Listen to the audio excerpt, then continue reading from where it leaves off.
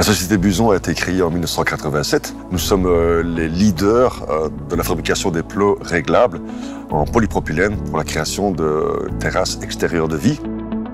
La société a commencé dans un garage, celui de M. Claude Buson. On a évolué, on est arrivé 20 ans après sur le zoning des Haussards avec un très beau bâtiment. Buson fabrique un plot recyclable avec 97% de matière recyclée. Nos plots sont 100% recyclables. Pourquoi? L'environnement. L'environnement est très important chez nous.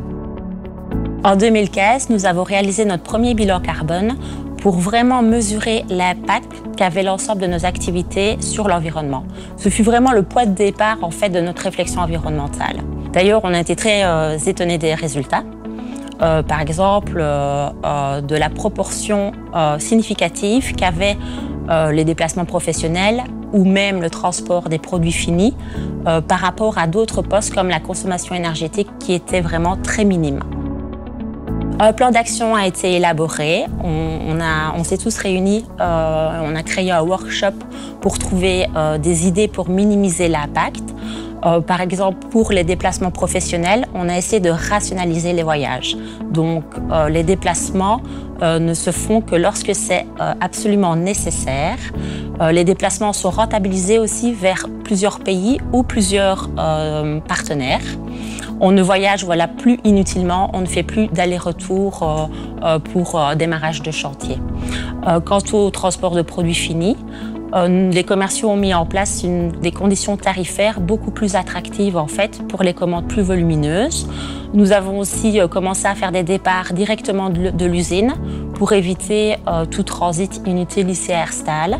On a rapatrié aussi la production de plots à moins de 100 km du site de Herstal. Nous avons essayé de rationaliser les emballages.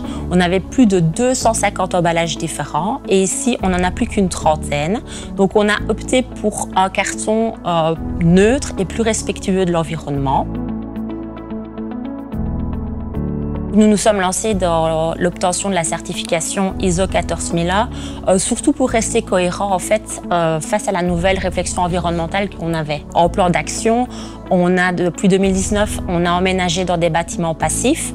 On a des capteurs de présence pour les luminaires. On récolte l'eau de pluie pour les sanitaires.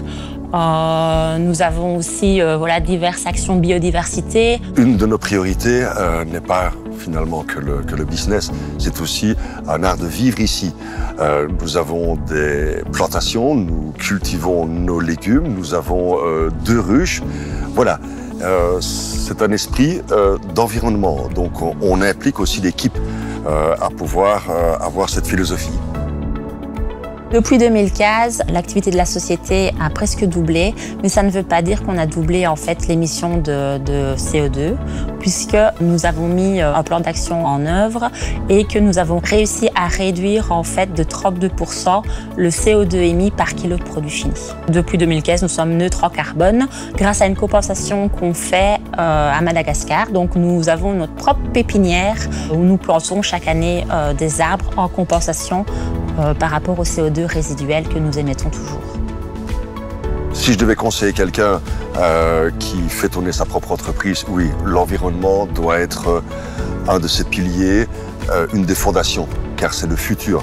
Pensez simplement à nos enfants, pensez simplement à cette terre qu'on va leur donner. On a l'expression de dire la petite goutte fait remplir un vase. Ayez cette démarche pour votre produit, pour votre entreprise, et aussi pour les collègues qui travaillent avec vous. Voilà, cet esprit environnemental, je pense que c'est le futur.